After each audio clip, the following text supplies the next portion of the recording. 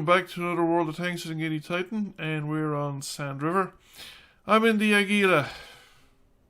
Another one of the tanks that I got in a special offer there about, 6 weeks ago. I got it in the Vanguard within a few days of each other, and I bought both, and I had a lot of trouble getting good games in both of them. I think as, I was playing a lot less than I normally do anyway. So it probably took me longer to adjust because I was probably playing fewer games, and also I think I was suffering a little bit from what Retro Jules refers to as tankitis, where you sort of you're playing light tanks and you tend to be overly aggressive and overextend, shall we say. And of course the playstyles of the two tanks are actually quite different. I'm actually a very mixed bag when it comes to light tanks. Just looking at my performance in this tank, I have 59 games and I have a win rate of about little over 44%. And my win rate in light tanks is actually all over the place. So I have some of them as low, T49 is as low as 43%. With and some tanks, I think it's the Lycan is something like almost 62% win rate. So all over the place, and it's not just dependent on more experience either. I mean, I have a good few tanks, less games than Lycan. I think the predecessors to in the German line, the Spy Panzer, I think they have about like a 55% win rate in them. So this thing, the Águila HWK 30, it is apparently it's paper tank.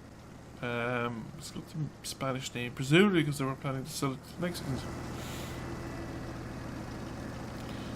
And it's a bigger RU-251, and essentially that is the problem. Insofar as the tank has a problem, it's too big. It does not work well with a scratch crew. I tried it initially with the crew that came with it, and I had a rather rotten time because it can be very easily outspotted when you don't have view range extending skills. It's frequently outspotted by other light tanks. It can be frequently outspotted by tank destroyers as well, and it's a large target, so it will be hit. It's got decent mobility, but there are light tanks that are faster than it, and more maneuverable, and it can suffer rather badly in a knife fight. Now, I'm not the world's best at knife fighting with light tanks, so take that for what it's worth. However, I do think it's just a big target and it gets hit very easily. And this is one of the things you have to take into account. So you have to play the tank with a considerable amount of circumspection. The positives are all kind of positive. It's reasonably fast, it's reasonably stealthy, it's got good view range, shall we say relative stealth, at least once you put a good crew in it. Probably one of those high skill tanks that a Unicum could really make shine. And this game, so I have two games. This is kind of what I consider typical of the kind of games that I was experiencing. We're already losing. We're down 3 tanks already, and the problem is that we're not in mutually supporting groups. There's a crowd in the north losing all on their own because nobody can possibly support them. Anybody that goes up the pass at B0 around that area, they're on their own. They have to win that fight on their own, because unless their allies win the southern side fairly early and fairly aggressively, you can't actually support anyone that goes around that side of the map. You could, unless people are, well, you could possibly support them by pushing tanks into the middle, but nobody went into the middle. I went into the middle for a while, but I decided to leave because there was nobody there with me, and I wasn't going to survive or continue to survive for long if I stayed where I was. And the 3 tanks are on the ridgeline there, just beside the that are leaving the ridgeline now because they're coming under fire from the south. They weren't in a position to shoot anybody for most of the game because you can't see anything from there. So now it's a question of eking out whatever result we can get. Although we've gotten most of the damage that we're going to do done. That was unfortunate for both of us. However, I'm going to get the last laugh because I get the reload first. And now it's a question of what, there's 3 of us left.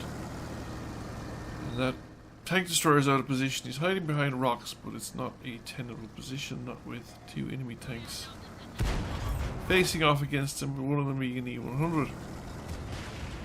And I'm not going to do much. Well, okay, I managed to get a score hit on the E100 there, but I'm not going to be able to do that reliably. Especially now that the E100's got itself straightened up onto level ground and is probably going to be angled properly for future incoming.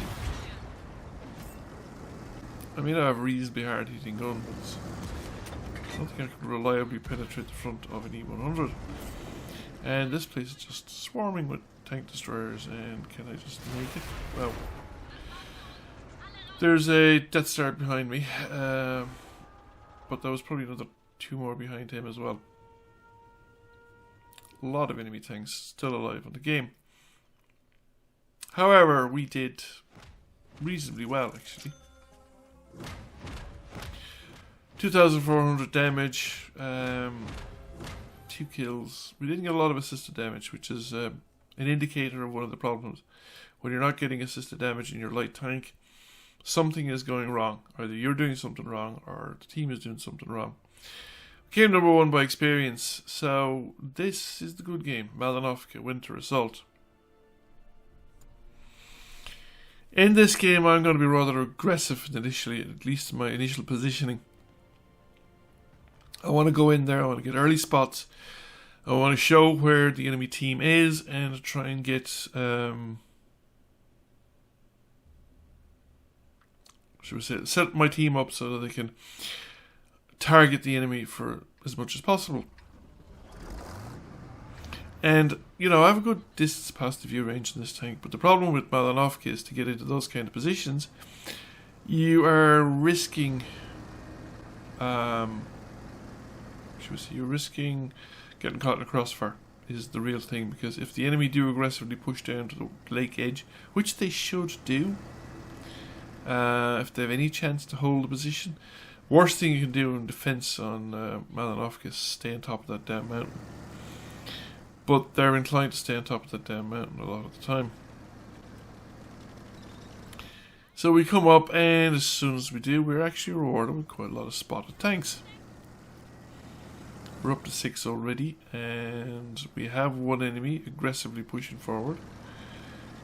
So this may not be a tenable position for long now. Nobody was in a position to shoot anything that I spotted there.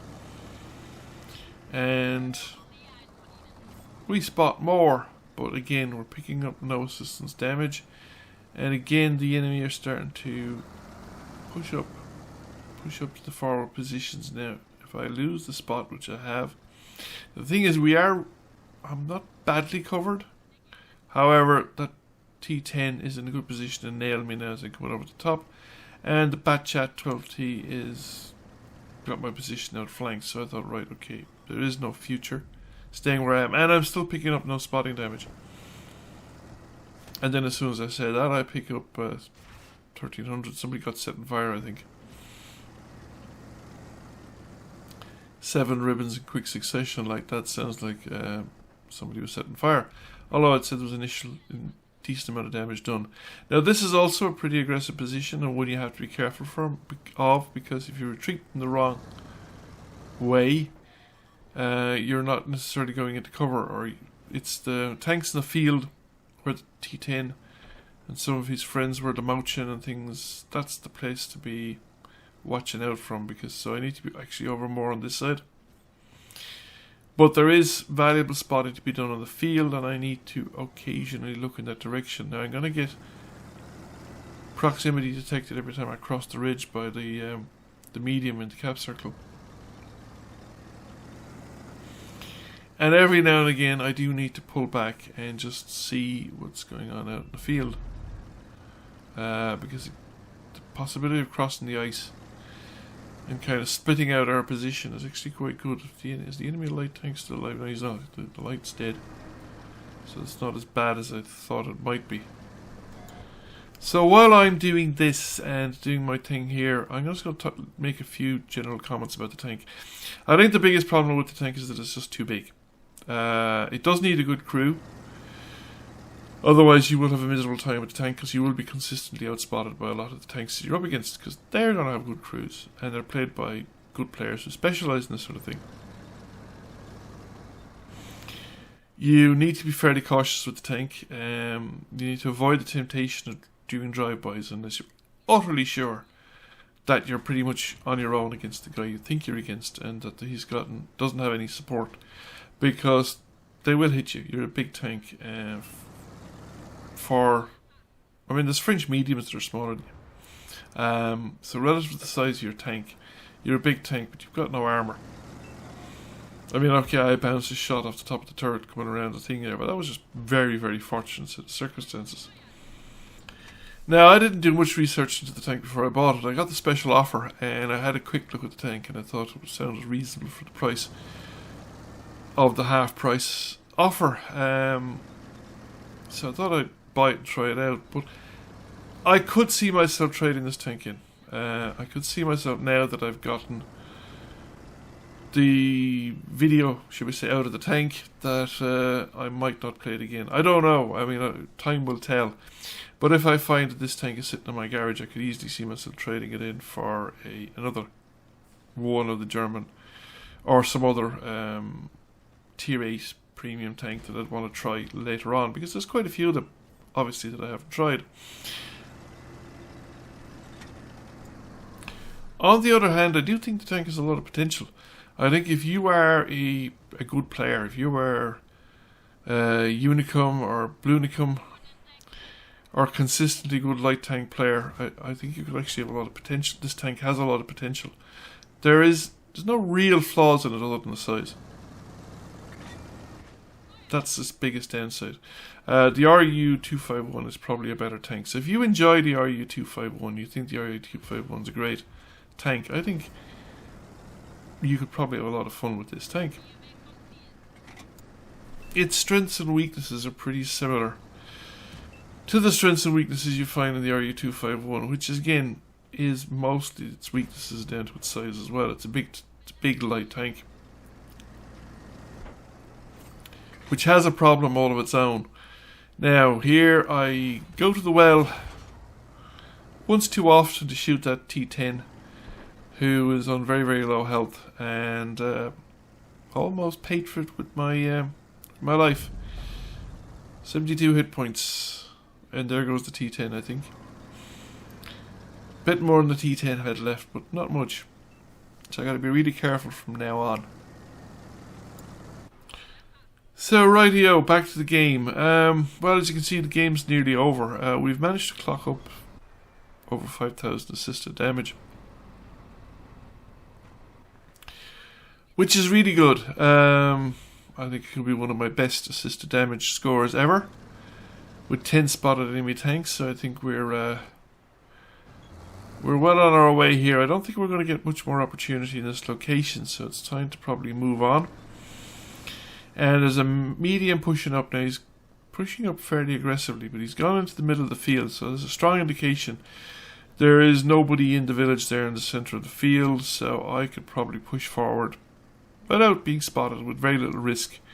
Okay, somebody came to the edge of the ridgeline, but the thing is that ridgeline, a lot of the places they have to expose the tank very strongly in order to get a shot down to the low ground. 705, bloody hard tanks to penetrate,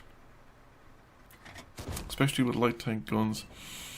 As I bounced a few shots off it already, I could probably move into the field and get a better position. We've actually done our hit points worth of damage already, so it's just a matter of padding the stats at this point. Now we have a slightly better location here. And we get a tracking shot in, so that's good, because it means we'll get assisted damage if we don't get direct damage. Not quite enough to finish him off. 11 points left. Will we get the finishing shot? Need to shoot the back of the turret. It's the weakest spot there. And we managed to get the shot in, thread it in, and there's the UDIS backing away from an allied tank, so he's not going to be paying attention to me, which is good because I could do without the attention. And we get a shot in, get the tracking shot, and get tracking assisted damage out of that as well, which is brilliant. Don't think we're going to get the artillery. Game's pretty much over. We've got somebody in the cap circle and it's going to be joined by somebody else. Artillery is unlikely to survive, but they're driving away from me, and yeah, they're dead before I get the shot off, and that's it. Game over. So 10 spotted. What? 5,719 assistance damage. I think that would probably be pretty much it.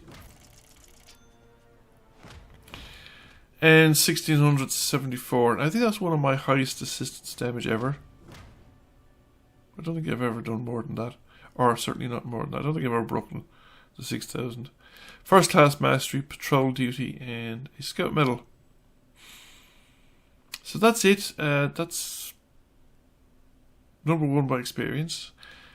So thank you very much for watching. I can't really emphasize enough to thank people that watch and comment, that like and subscribe my videos, because it really helps out and keeps me going, feeds the ego a little bit that, you know, people are actually willing and enjoy what I'm doing, and I like to share that with you guys. So thank you very much.